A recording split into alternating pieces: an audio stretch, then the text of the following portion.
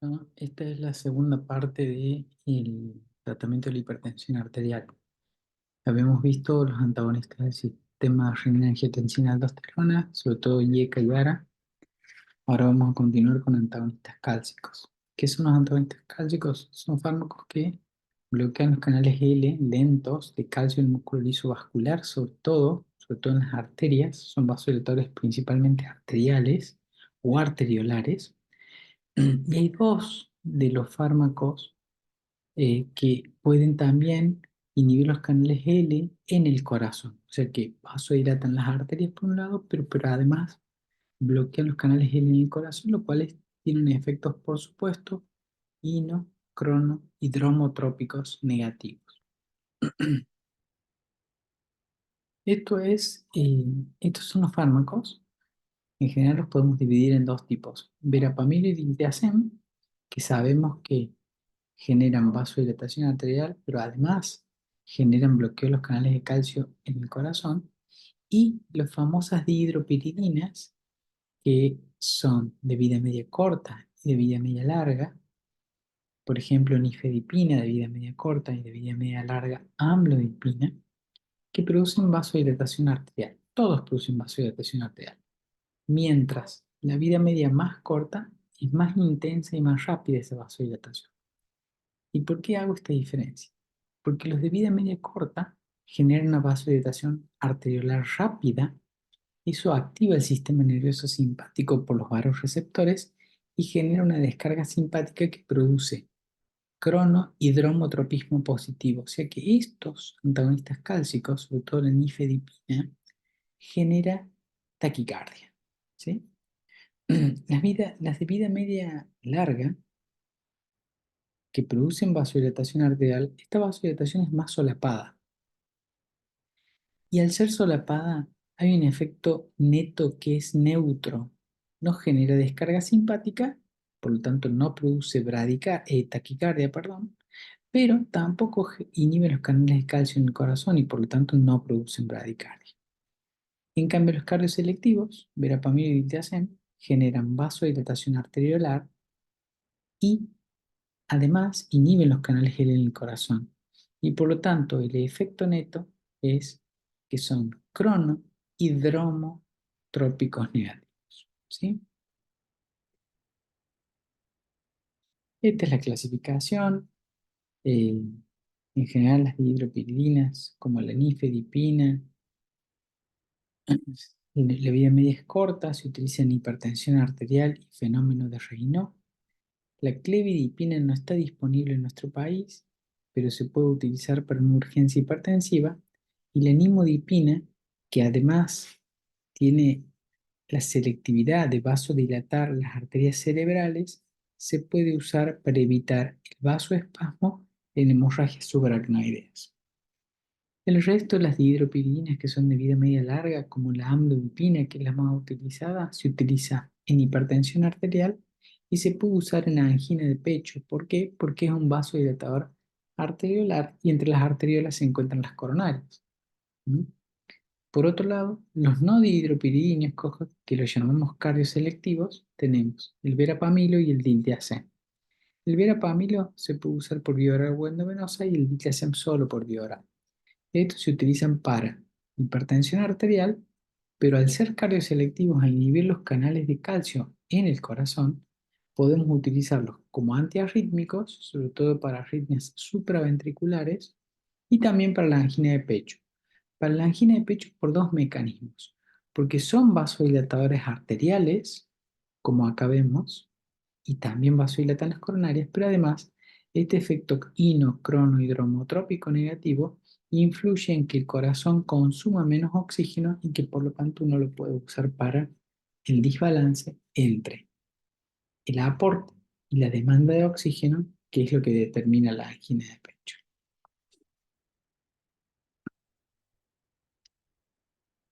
Los antagonistas cálcicos tienen muchas reacciones adversas, pero en general la mayoría se pueden tolerar bien. Y vamos a ver las reacciones adversas. Acuérdense que los de vida media corta generan descarga simpática refleja y eso puede producir taquicardia, incremento del consumo miocárdico de oxígeno y aumento de la isquemia o de la angina. Siempre que utilizo nifedipina para la angina de pecho, tengo que acompañarla con beta bloqueantes para evitar esa respuesta simpática refleja. Todos producen vasodilatación y por lo tanto todos pueden producir efectos adversos derivados de la vasodilatación arteriolar. Lo clásico es la hipotensión arterial, mareo y cefalea por vasodilatación cerebromeningia, edemas en las piernas, sobre todo en miembros inferiores, y enrojecimiento facial. Esto es consecuencia de la vasodilatación. A su vez, la hipotensión arterial puede influir en el agravamiento de la isquemia y hay un fenómeno que se llama, que es el robo coronario. ¿Qué es el robo coronario? Las dihidropiridinas y otros vasodilatadores generan un, una vasodilatación de los vasos que están sanos principalmente. Por lo tanto, si yo tengo un territorio isquémico con vasos enfermos, esas arterias que están enfermas en general no se van a vasodilatar. Y la vasodilatación de las arterias sanas hacen que estas arterias roben flujo al vaso enfermo y por lo tanto eso contribuye en la isquemia de miocardio. Además, bloquean los canales de calcio en otros territorios, sobre todo el tubo digestivo. Por lo tanto, el reflujo gastroesofágico y la constipación son consecuencias del tratamiento con cualquiera de estos fármacos. Por otro lado, los cardioselectivos como verapamil y diltiazem, al bloquear los canales L en el corazón y generar efectos inocronohidromotrópicos negativos, pueden producir bradicardia, bloqueo auriculoventricular e insuficiencia cardíaca. ¿Quiénes tienen contraindicados los bloqueantes cálcicos? Bueno, si hay un ataque de arritmia o una frecuencia cardíaca alta, no puedo dar dihidropiridinas. Y si existe insuficiencia cardíaca, constipación, bradicardia, bloqueo auriculoventricular, reflujo gastroesofágico, no debería dar antagonistas cálcicos cardioselectivos. Y estos tienen una interacción importante que son las enzimas del citocromo. Por lo tanto, tengo que estar atento a cualquier inductor o inhibidor del citocromo P450 para dar estos fármacos. ¿Para qué uso los antagonistas cálcicos? Bueno, hipertensión y angina de pecho lo hemos ido charlando en todo el desarrollo del tema. Angina de Prince Metal, que es una angina que se da por vasoespasmo. Los antagonistas cálcicos evitan el vasoespasmo. Arritmias supraventriculares, obstrucción al tracto de salida del ventrículo izquierdo por este efecto inotrópico negativo. La nimodipina, ya les he mencionado que al vasodilatar las arterias cerebromeningias se utiliza en la profilaxis del vasoespasmo cuando ocurre hemorragia subaracnoidea. El fenómeno de Raynaud, ustedes saben que es un fenómeno en el cual la mano o los pies, pero sobre todo las manos o las porciones extremas de nuestro cuerpo se manifiestan con eh, cianosis, ¿ah? Y eso se debe a la vasoconstricción, para eso existen estos antagonistas cálcicos. Se pueden dar en la amenaza de parto prematuro, como fármacos de segunda línea, y en la migraña se puede utilizar verapamil. Bueno, pasamos a un gran tema que son los diuréticos. Un gran tema porque son complejos, porque son muchos, porque generan muchos trastornos metabólicos y porque no es fácil a veces entenderlos, pero ahí vamos a tratar de simplificar. Ustedes saben que el riñón tiene muchas funciones, no es solo la de producir orina. Por supuesto que es la principal función es formar orina para eliminar los productos tóxicos, pero también se encargan de brindar equilibrio electrolítico, de regular la presión arterial, de mantener el equilibrio ácido-base, de intervenir en la producción de los glóbulos rojos, de producir vitamina D y de secretar hormonas.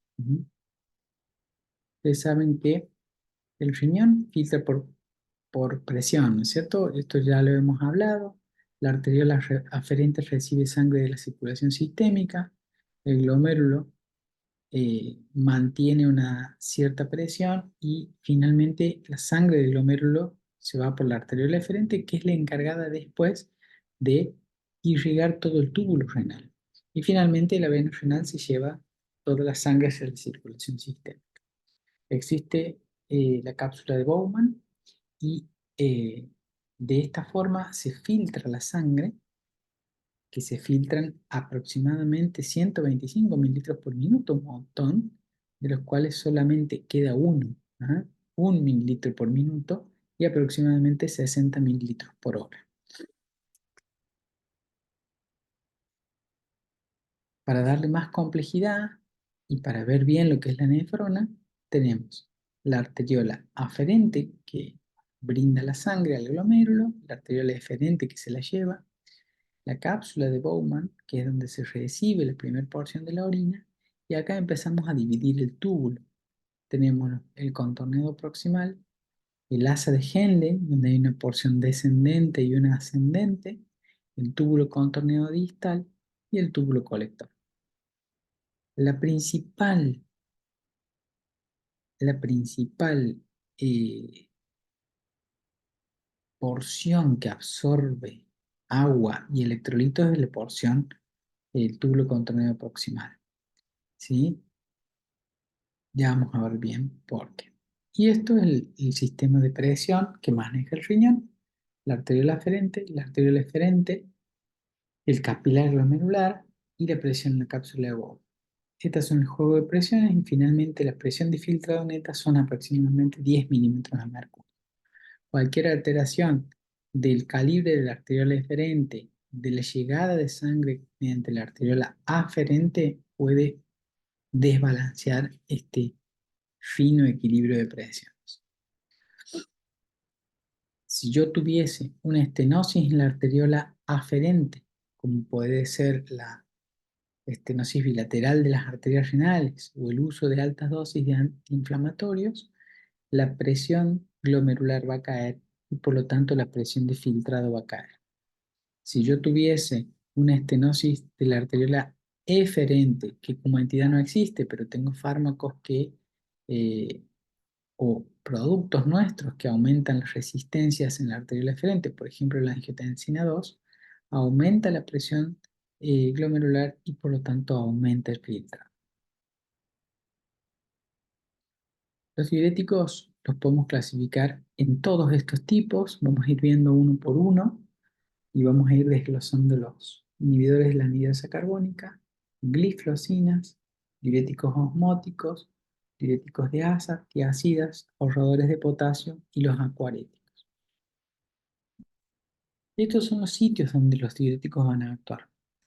En la primera porción o en el túbulo contorneado proximal vamos a utilizar inhibidores de la anhidrasa carbónica y sobre todo los osmóticos que van a actuar a este nivel. Acá también actúa la adenosina, pero principalmente los nuevos fármacos que están teniendo mucha relevancia acá son las glifosinas. En el asa de Henle van a actuar los diuréticos de asa, que es la furosemida el más conocido.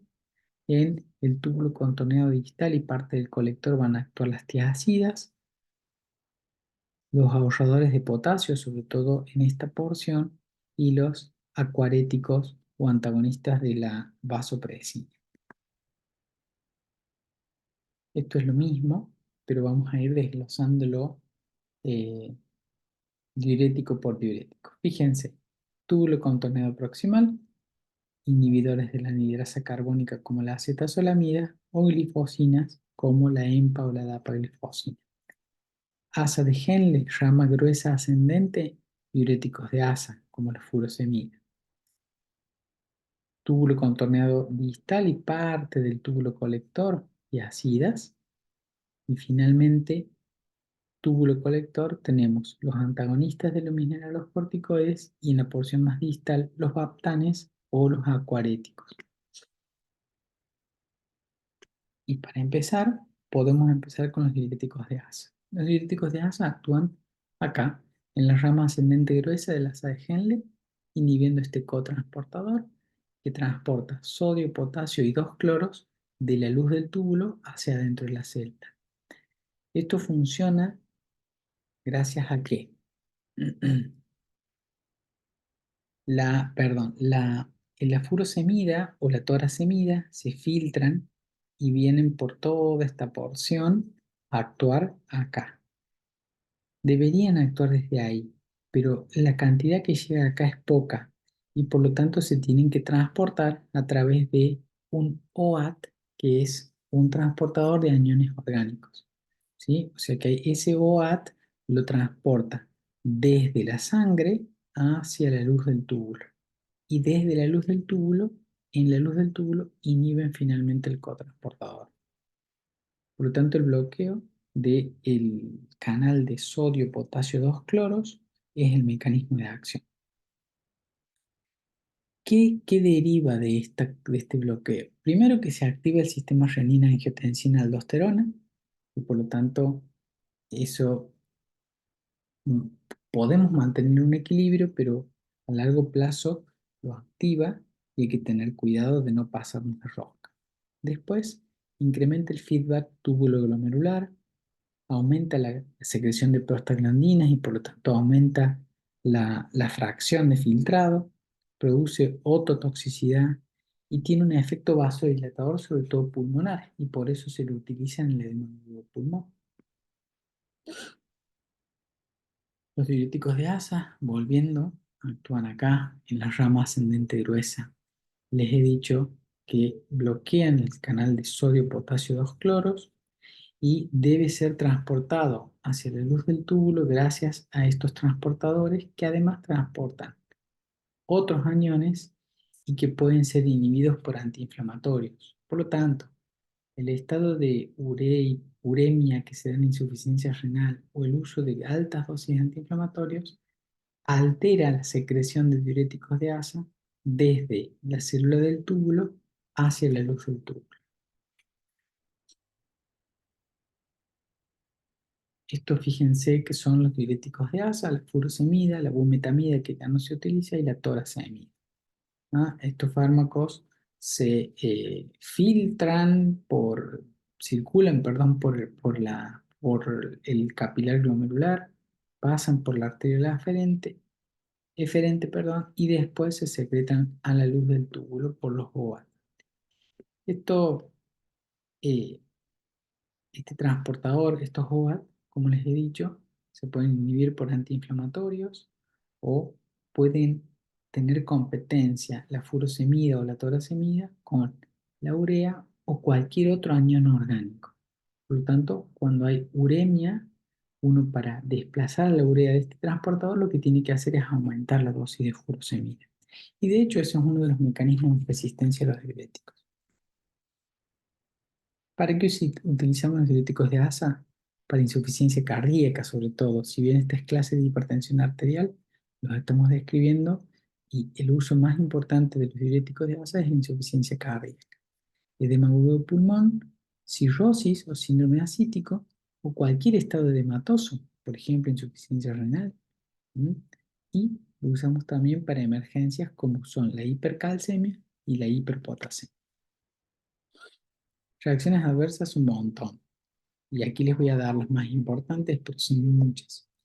Primero, a todos los pacientes, tarde o temprano, les produce alcalosis metabólica hipoclorémica e hipocalcemia. Produce ototoxicidad, hiperuricemia. Disminuye el potasio y el magnesio en sangre. ¿Por qué? Por el mismo mecanismo de acción. Produce reacciones alérgicas, deshidrata a los pacientes y termina generando a veces hiponatremia.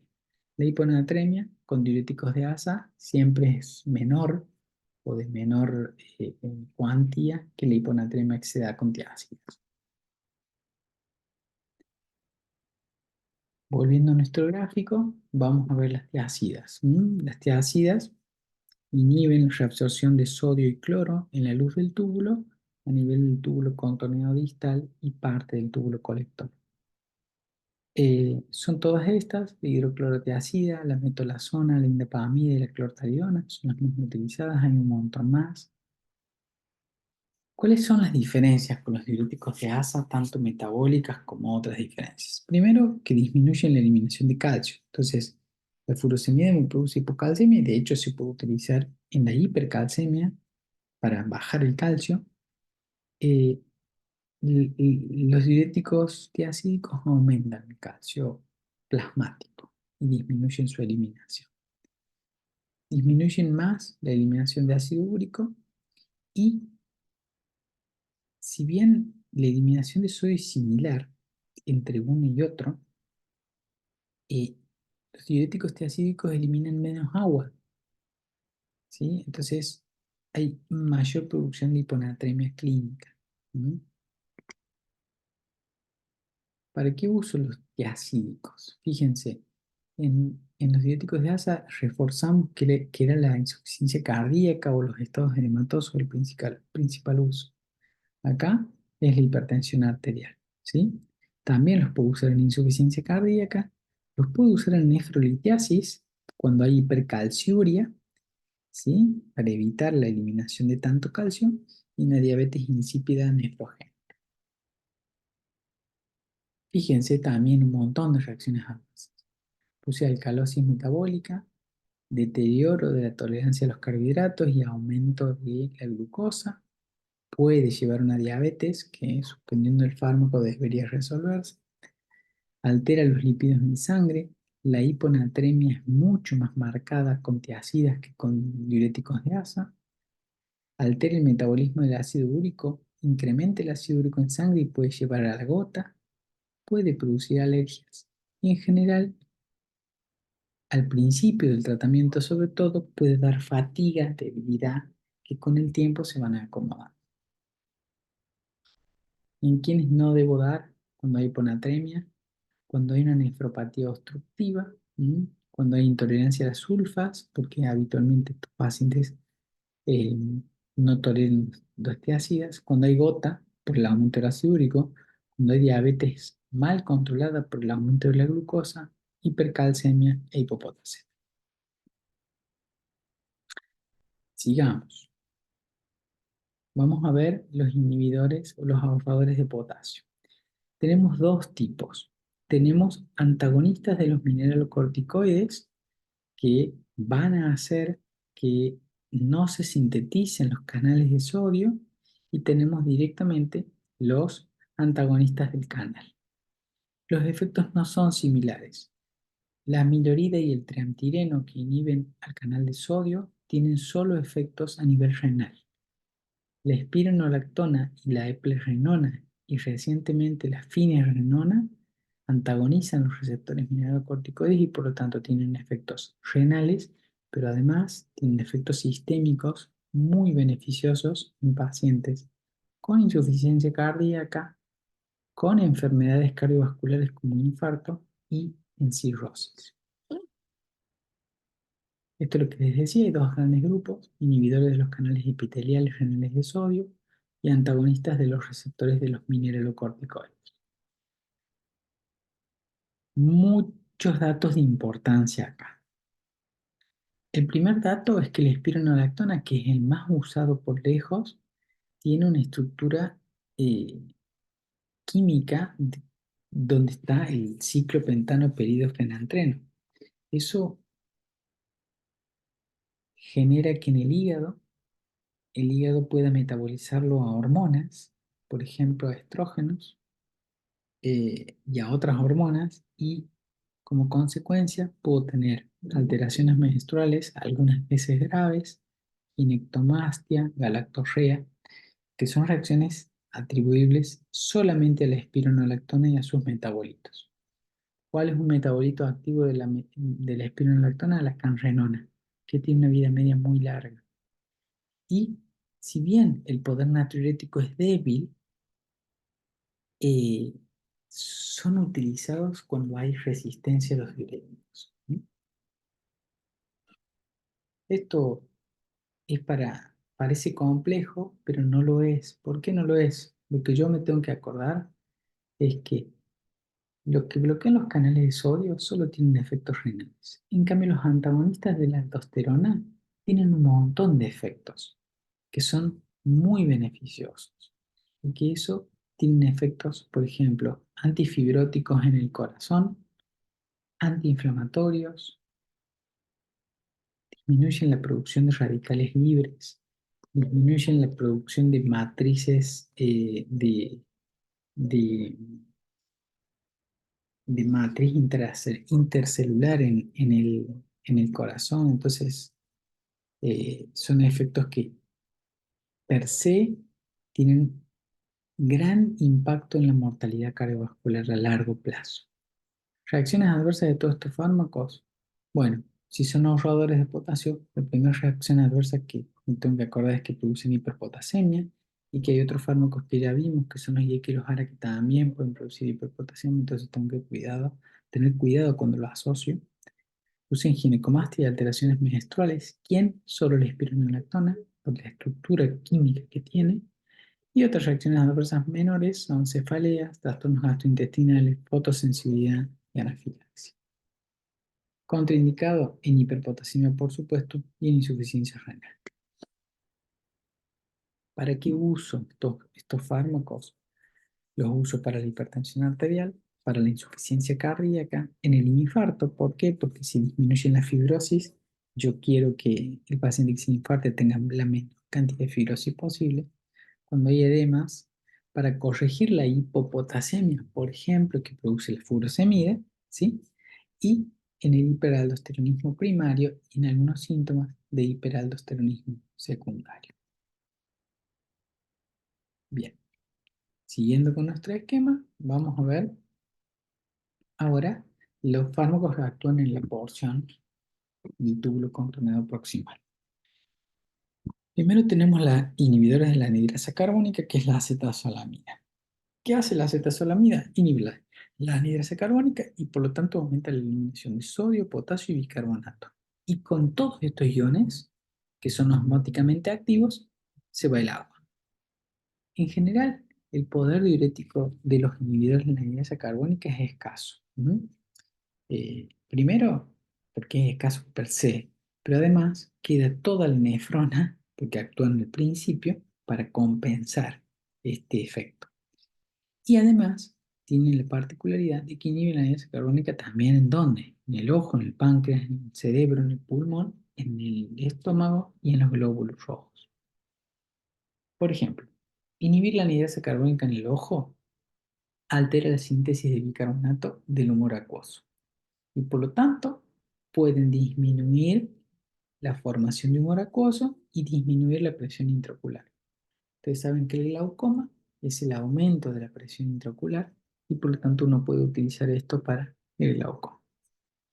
Además, al disminuir la secreción del humor acuoso y del líquido cefalorraquídeo, ¿sí? Por inhibir la adherencia carbónica, puedo disminuir la presión intrarraquídea, por lo tanto se podría utilizar también ¿en qué? En hipertensión endocraniana. Y por otro lado, al producir acidosis metabólica, al revés que los diuréticos, por ejemplo, de ASA, que producen alcalosis, disminuye la excitabilidad neuronal. Y ese efecto es un efecto que me puede ayudar como anticonvulsivante, que no se da en todos los casos, por supuesto, pero a veces puede ser de utilidad. ¿Qué reacciones adversas tiene? Produce acidosis metabólica hiperclorémica, produce hiponatremia, hipopotasemia, aumento de la eliminación de calcio y aumento de la eliminación de fosfato. Puede producir reacciones neurológicas y digestivas inespecíficas, hipersensibilidad y son teratogénicos y está demostrado en animales. ¿Para qué uso la acetazolamida? Glaucoma, en epilepsia, sobre todo en el petit mal, tratamiento del mal de la altura, ¿sí? Resistencia a los diuréticos. Cuando yo hice furosemida, más tiazidas, más espironolactona, el paciente todavía no orina. Hay pacientes que responden a la acetazolamida y eso está demostrado. Y para corregir la alcalosis, si yo utilicé furosemida y vi que el bicarbonato fue aumentando en sangre, para corregir esa alcalosis puedo usar acetazolamida. Vamos a ver por último los baptanes. Los baptanes son fármacos que bloquean el receptor B2 de vasopresina. Acuérdense que el receptor B1 produce vasoconstricción y el receptor B2, ¿qué va a hacer el receptor B2? A través del AMP cíclico va a aumentar la fosforilación para producir acuaporinas y las acuaporinas van a guardar agua. Por lo tanto, si yo inhibo ese mecanismo, lo que voy a hacer va a ser eliminar principalmente agua. ¿Mm? Y por lo tanto, me podría servir en qué situaciones. En las situaciones donde hay edemas o insuficiencia cardíaca con hiponatremia, para eliminar más agua y corregir parcialmente el sodio en sangre, eliminando pura y exclusivamente agua. No se olviden que el receptor B1 produce sobre todo vasoconstricción. ¿Mm? En cambio, el receptor B2, a través del AMP cíclico, ¿sí? Genera fosforilación proteica y eso va a producir exocitosis de estos cuerpos que tienen acuaporinas. Perdón. No se olviden que el B1 actúa a través de la proteínquinasa C, el inositol trifosfato y el calcio, mientras que el B2, el aumento de la AMP cíclico. El conivaptan se utiliza solamente por vía endovenosa, el tolvaptan por vía oral y actualmente el uso es muy escaso, por lo tanto sepan que existen nada más. El conivaptan tiene afinidad por los receptores B1A y B2, por lo tanto debería tener un efecto vasodilatador. Y el tolvaptan es mucho más selectivo sobre el receptor B2. Bueno, reacciones adversas. Si yo aumento la excreción de agua libre, ¿qué voy a tener? Voy a tener poliuria, puedo tener deshidratación, hipotensión, mareos, etc. Si solo elimina agua y no sodio, el sodio va a empezar a subir y una reacción adversa esperada de tipo A es la hipernatremia. A, acuérdense que son reacciones adversas aumentadas. Exageración de lo que estoy buscando o de lo que hago. Tengo efectos a nivel gastrointestinal, cefaleas, hipocalemia, o sea, hipopotasemia e hiperglucemia. Y el tolvaptan se han reportado casos de daño hepático o hepatolisis. No lo debo dar en pacientes que reciben inhibidores del citocromo P450 y sí lo debería dar en pacientes que tienen hiponatremia con insuficiencia cardíaca, como les había dicho hace un rato. El manitol, una mención al manitol. Esto es el manitol, es un diurético osmótico que viene así con solución fisiológica, que no es solución fisiológica, es manitol. Es una molécula con muchísimo poder osmótico y por lo tanto circula y se va llevando agua por riñón. Hay que darlo por vía endovenosa. Genera una pérdida pura de agua, por lo tanto hay aumento del sodio cuando se utiliza más de 24 horas y se utiliza sobre todo para el tratamiento del edema cerebral, porque uno lo pone en circulación, circula por el cerebro y se va llevando agua del cerebro y se va por riñón. ¿Mm? Esto es para que tengan una idea de qué es lo que sucede con el sodio, con el bicarbonato y el potasio y el pH. Fíjense, cuando uno combina tiacidas con diuréticos de asa, la eliminación de sodio es muy alta. Es alta también la eliminación de potasio y el pH sube, por eso producen alcalosis. Mientras que el inhibidor de la anhidrasa carbónica elimina sobre todo bicarbonato, y el pH disminuye y por eso produce acidosis. Esto también se los voy a dejar, es un cuadro donde, fíjense, la mayoría de los diuréticos elimina potasio, excepto los ahorradores de potasio. Estas son las indicaciones principales de cada uno. Esto le pueden hacer una captura de pantalla y estudiarlo de ahí.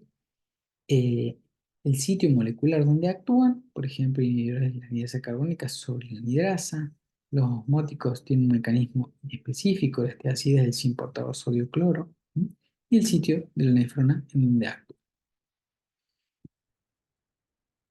Sobre resistencia a los diuréticos dos palabras, básicamente. Sucede, ¿por qué? Porque utilizo tanto que otros canales u otras porciones de la nefrona empiezan a aumentar la cantidad de receptores y transportadores, sobre todo para el sodio y para el cloro. Y esto hace que con tanto en el túbulo contorneado proximal como o en el túbulo contorneado distal, como en el ACG en el túbulo colector, todos estos transportadores aumenten su número. Sería una upregulation, ¿no? Esto es ejemplo del túbulo distal. Esto es ejemplo del túbulo colector, aumento de transportadores. Y básicamente cuando uno tiene resistencia a los diuréticos, uno lo que tiene que hacer es bloquear secuencialmente la nefrona. Por ejemplo, doy acetazolamida en el proximal, doy furosemida en la rama gruesa del alza de Henle, doy hidroclorotiazida en el túbulo contorno distal y doy espironolactona en el túbulo colector. Y más o menos en cada porción tengo un bloqueante. ¿Mm? Básicamente es eso. Los beta bloqueantes son fármacos de segunda línea hoy en hipertensión, se pueden utilizar cuando la presión no mejora. Todos estos son fármacos bien de segunda línea. Antagonistas de la aldosterona, donde recién vimos que la espironolactona puede ser uno de ellos. Diuréticos de ASA, donde recién vimos que la furosemida puede ser uno de ellos. Bloqueantes alfa, como por ejemplo la terazocina. Agentes de acción central, como los agonistas alfa 2. Vasodilatores directos, ARNI, que son el sacubitril valsartán, y las gliflozininas. Esto lo vimos, este lo vimos, este es parte del sistema nervioso simpático. Los ARNI son parte de fármacos para la insuficiencia cardíaca, lo mismo que las gliflocinas, y vamos a ocuparnos de los otros dos. Acuérdense que en una neurona noradrenérgica, la noradrenalina y la adrenalina se sintetizan y se almacenan en gránulos, estos gránulos se secretan y la nora va a ocupar o va a actuar con distintos receptores alfa y beta o sinápticos, también con receptores presinápticos. En este caso, el receptor alfa 2 es un autorreceptor donde cuando la noradrenalina lo estimula, se inhibe la liberación de más vesículas. Por lo tanto, el estímulo sobre el alfa 2 como que apaga a el sistema nervioso simpático y evita la liberación de noradrenalina. Y si yo no libero nora, no estimulo el alfa 1 y no tengo vasoconstricción y no estimulo el beta y no tengo inocronodromo tropismo positivo. Los alfa 2 están principalmente en terminales nerviosas sinápticas y eso inhibe la liberación de catecolaminas, pero además, a nivel postsináptico, están en el músculo lisovascular y producen vasoconstricción, implaquetas y producen agregación. ¿Qué quiere decir esto y por qué es importante? Porque si yo doy un agonista alfa 2, voy a inhibir la liberación de catecolaminas y ese es el efecto que busco. Ahora, si yo doy rápidamente un agonista alfa 2, lo primero que va a suceder va a ser que va a agonizar el músculo lisovascular y voy a tener un efecto vasoconstrictor inicial. Eso puede producir hipertensión rápida que una vez que el fármaco llega al sistema nervioso central e inhibe la liberación de catecolaminas, bárbaro. Pero mientras paso un tiempo con una vasoconstricción eh, exagerada y eso puede ser un problema. Lo mismo que la agregación plaquetaria. Sobre todo, ¿por qué? Porque se usa en el embarazo y en la preeclampsia. Entonces, si yo hago un agonista alfa 2 como la clonidina por vía endovenosa rápida, voy a tener un efecto proagregante plaquetario y vasoconstrictor que me puede poner en riesgo la vida del bebé. Por lo tanto, clonidina, cuando lo utilizo en la embarazada, lo utilizo en una infusión continua lenta. ¿Sí? La clonidina se da por vía endovenosa y la alfa-metildopa se da por vía oral. Estos son los fármacos y lo que tengo que hacer es que apagan el simpático. Por lo tanto, hay vasodilatación porque no hay estímulo alfa 1, disminución de las propiedades cardíacas porque no hay estímulo beta y al apagar el simpático me dan como reacción adversa sedación y somnolencia, que a veces es bueno para los pacientes hipertensos. Esto es lo que les decía, si lo doy rápida por vía venosa, puedo tener una hipertensión inicial y por lo tanto siempre hay que infundirlo en forma leve. Reacciones adversas. Sequedad de boca, sedación, hipotensión arterial, bradicardia, porque acuérdense que apagan el simpático y por lo tanto no estimulan los beta y por lo tanto pierdo el estímulo simpático del corazón, pueden producir disfunción sexual y a largo plazo retención hidrosalina. La alfa-metildopa es un profármaco y me voy acá para que veamos bien. La alfa-metildopa se mete en la síntesis acá a este nivel. Entonces, en vez de dopa tengo alfa-metildopa. En vez de dopamina tengo alfa-metildopamina. Y se almacena en vesículas como alfa-metilnoradrenalina y se libera como alfa-metilnoradrenalina. Y esta alfa-metilnoradrenalina liberada estimula solamente los alfa-2. Pero además, esto en una neurona simpática. En una neurona dopaminérgica ocurre lo mismo. Y por lo tanto, voy a tener falta de dopamina liberada y por eso puede aparecer parkinsonismo. Y pueden aparecer reacciones inmunes como anemia hemolítica con la alfa-metildopa y no con la clonidina. Se usa en hipertensión y embarazo. Se puede utilizar en tratamiento de algunas adicciones por este efecto sedante que tiene. Se puede utilizar para los sofocos de la menopausia y se utiliza como coadyuvante en la anestesia. Vasodilatadores directos, vamos a ir rápido. La hidralazina es un vasodilatador arteriolar, un mecanismo de acción que no queda muy claro. Sabemos que disminuye el calcio intracelular, genera una activación simpática refleja con taquicardia y retención de líquidos, se N-acetila en el hígado. Entonces hay que tener cuidado con los aceleradores lentos que metabolizan el fármaco de menos y pueden tener hipotensión, o los aceleradores rápidos que metabolizan de más el fármaco y no tenemos efectos terapéuticos. Se utiliza para la hipertensión en el embarazo, cuando la hipertensión es refractaria, cuando hay insuficiencia cardíaca asociada a un vasodilatador venoso. ¿Cuáles son las reacciones adversas? Cefalea por vasodilatación, rubor e hipotensión, retención de líquidos, taquicardia y angina de pecho, como todo vasodilatador de acción rápida, reacciones inmunes, sobre todo, por ejemplo, enfermedad del suero, lupus, que desaparece cuando uno retira el fármaco, vasculitis, y puede aparecer la polineuropatía. Para todas estas situaciones tenemos soluciones. Por ejemplo, si aparece esto, que es una exageración de lo que busco, ajustar la dosis. Si el paciente retiene líquidos, darle diuréticos. Si el paciente tiene taquicardia, angina de pecho, doy beta bloqueantes para evitar la respuesta simpática refleja. Para estas reacciones lo único que hay es suspender directamente el fármaco. Y para la polineuropatía se puede disminuir la incidencia dando piridoxina. El minoxidil básicamente hoy por hoy no se utiliza como antihipertensivo, salvo en casos muy refractarios. Es un profármaco del NO del minoxidil, del sulfato de NO del minoxidil, perdón. Abre los canales de potasio, hizo genera vasodilatación arterial, produce retención de líquidos, efectos cardiovasculares e hipertricosis. Y gracias a que hay hipertricosis, se lo utiliza para la alopecia, para los pacientes que están con poco pelo o quedándose pelados, se puede utilizar en una loción en el pelo, en el cuero cabelludo.